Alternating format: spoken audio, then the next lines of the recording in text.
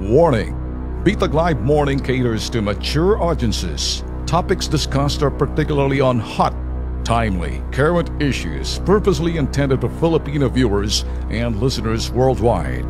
Discussions may contain language that may not be appropriate for some sensitive audiences. If you do not approve of the content listed above, please do not watch our videos.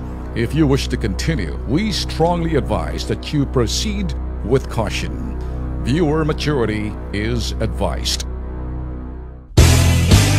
Ako ho'y natutuwa sa kung ito nga ba'y today na may recesso ang Senate doon sa kanilang sinasabing hearing on extrajudicial killing headed by Leila de Lima. I am happy with that because during the process na paalis ho si President Duterte in for the next 5 days mawawala nasa Laos ho attending some summit meetings with some of the leaders like US and Russia. So importante rin ho kasi pagdating ho ng next year 2017 tayo ho magiging host country din. So for this pinaghahandaan ho pero kinancel na ho ng presidente yung kanyang trip the other day, nagkataon ho kasing pagmobomba sa Davao. Ngayon, ito para sa akin kay de Lima, when she said na, okay, yung proposal niya mga boss na recess muna ang Senate hearing, which means recess muna, wala munang kiyaw-kiyawan dyan sa Senado. Kasi masyadong, siguro naman, kung kay tutuloy mo pang Senate hearing mo, katatapos lang, malaging nangyari sa Davao nung Biyernes, pagkatapos papasok sa Lunes, parang business as usual. Sa bagay naman talagang trabaho ng mga yellow bleeding hearts, the business as usual. Well, who cares kung anong meron dyan?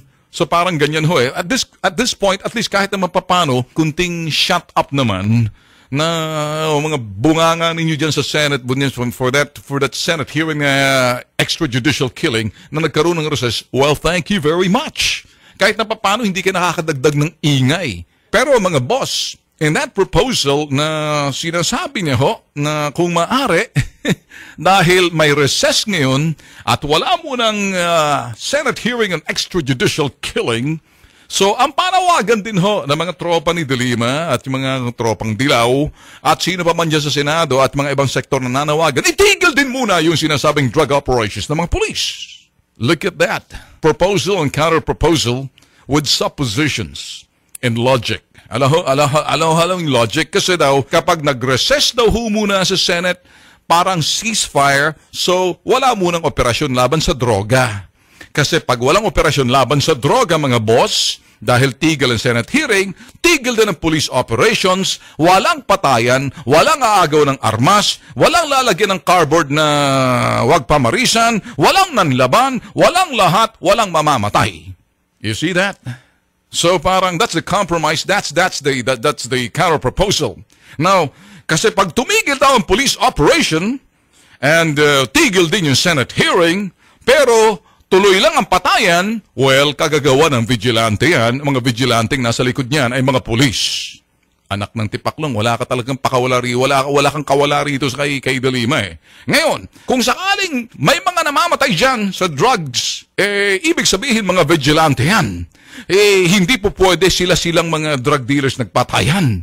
Habang nagkakaroon ng sinasabing ceasefire sa Senate, kasi walang police operations, kaya yung mga pakawala, mga death squad na mga police, yung mga vigilanteng pumapatay. Sila munang papatay. So wala pa rin kawala. Okay, there you go again. Now, ngayon, kung sakaling sinasabi ho nila na tuloy ang Senate hearing at ayaw may Senate, may recess pa rin, wala muna ceasefire muna sa Senate, wala munang investigation, pero ayaw ng police tumigil ng operations. Watch this. Ibig sabihin, talagang may hinahabol ng quota yung mga police. Quota. May quota na kinakailan maraming mamamatay in the next 6 months. Wala talagang tama rito kay de Lima, mga boss. O baka may tama na to. So nakita nyo? So get what I'm saying? Paano ka mananalo dito sa babaeng ito or sa mga kachoka rin niyo? Will somebody please in the Senate stand up and let de Lima shut up?